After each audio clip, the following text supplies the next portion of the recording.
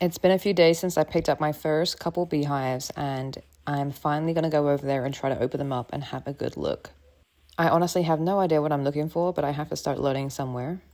The man I purchased the bees from has been beekeeping for 15 years and is older and has decided to quit and for health reasons. So I was able to pick up 2 hives for a pretty good price, and he even gave me this bee soup, which was really nice. Although it's too big and it was very hot outside, so it still feels like the middle of burning, blazing summer in Texas, so I'm really looking forward to some fall weather. I got my smoker set up, which was pretty straightforward, and now I'm going to head over towards the bees. And I'm not going to lie, I'm a little nervous. Every time I watch a beekeeping video, there's always someone saying, oh, I just got stung, like it's not a big deal.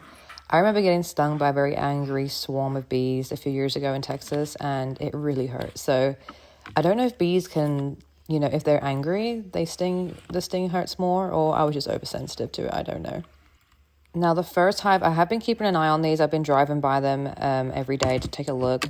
And yesterday, I noticed one bee flying into this hive, and I was kind of suspecting something was wrong, and this hive has definitely died. I don't know why.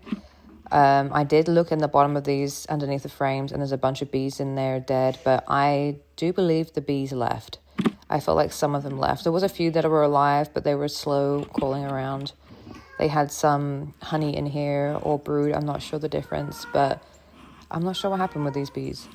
Now I'm moving on to the larger hive, which gets me nervous because there's lots of bees in this hive, and they were very angry when I put them down the other day from the car. I had them in a 2-hour car ride with me, and they were fine until I put them down here, and then they were really angry. I could hear them all buzzing around inside. They were sealed in at the time, and from opening the lid, I can see there is a lot of activity in this hive. The one thing I was surprised by was how hard the frames are to get out and how heavy they are when they're full of honey and brood. I'm guessing they're 2 different things.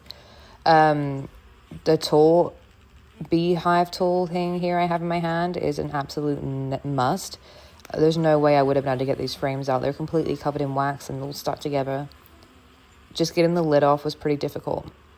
I took a few minutes to try and see if I could find the queen, but I kind of gave up because at this point I was completely covered in sweat, and I was like, I'm going to have to come back earlier in the morning when it's cooler out, and I'm going to go get a good bee book and have a good read through so I know what I'm looking at. I want to know the difference between the honey and the brood.